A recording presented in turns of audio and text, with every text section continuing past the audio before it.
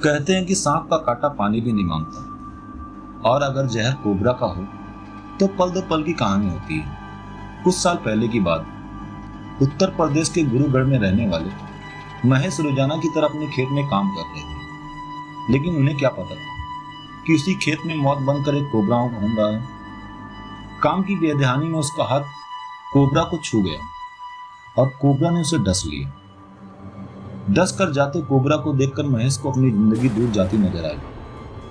वो चिल्लाया और चिल्लाते चिल्लाते वहीं बेहोश हो गया। गांव वाले महेश को लेकर किसी अस्पताल में जाने की बजाय पास के कोथा गांव में बने ब्रितिया बाबा मंदिर के पास लेके चले गए।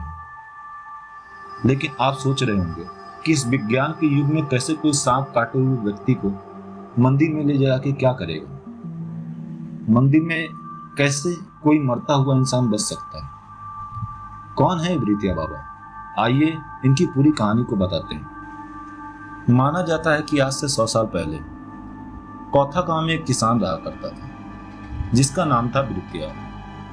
एक रात ब्रितिया के सपने में एक सांप आया और उसने ब्रितिया से मदद की गुहार की। सांप ने उसे पास के खेत में आकर उसके गले में फंसे हुए हड्डी के टुकड़े को निकालने को कहा। घबराकर ब्रितिया सपने से उठ बैठा और उसको कुछ भी समझ में नहीं आ रहा था कि ये क्या है, ये कोई सपना है या कोई हकीकत है। उसके कदम खेत की ओर चल दिए और वहां जाकर ब्रितिया ने दस्त से तड़पते हुए सांप को देखा।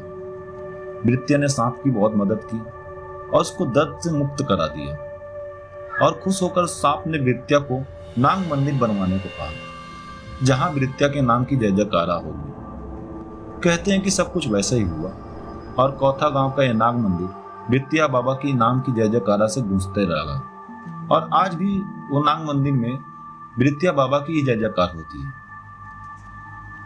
तो ये थी ब्रितिया बाबा की कहानी। सांप के काटे महेश को भी इसी आस्था के साथ ब्रितिया बाबा के मंदिर में लाया गया था।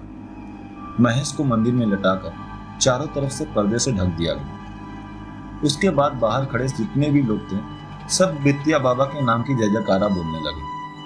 माना जाता है कि जय जयकारा जितनी तेज होता है उतनी ही जल्दी मरीज ठीक होकर बाहर आ जाता है और सब कुछ वैसे ही हुआ। कुछ देर बाद महेश भी अपने पैरों पे खड़ा होकर मंदिर से बाहर आ गए। ये सब देखते ही गांव के सभी लोग ब्रितिया बाबा की जय जयकारा करने लगे। मित्रों, कोई कहानी नहीं है और ना ही कोई अंधविश्वास है। अगर आप भी इस गांव में जाएंगे तो आपको पुजारी के यहाँ स्वस्थ होकर जाने वाले लोगों की चिट्ठी एक कॉपी में मिल जाएगी। दूर दूर से सांप बिच्छू के काटे हुए लोग यहाँ पर लाए जाते हैं और मंदिर का भभूत खाते ही वो स्वस्थ हो जाते हैं। यहाँ पर साल में 900 से भी ज्यादा ऐसे लोग आते हैं जिनको किसी सांप ने या बिच्छू ने काटा हो, लेकिन एक भी इंसान की मौत यहाँ पर दर्ज नहीं है।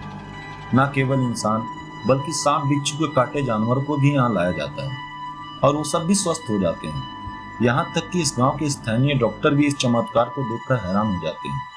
उन्हें भी समझ में नहीं आता है कि जो मरीज को हम दवाओं से ठीक करते हैं वो इस मंदिर में जाकर सिर्फ भभूत खाकर कैसे ठीक हो जाता है। ये कोई देवीय चमत्कार है या कोई मनोविज्ञान का सत्य, इसके बारे में आज तक कोई बता नहीं पाया।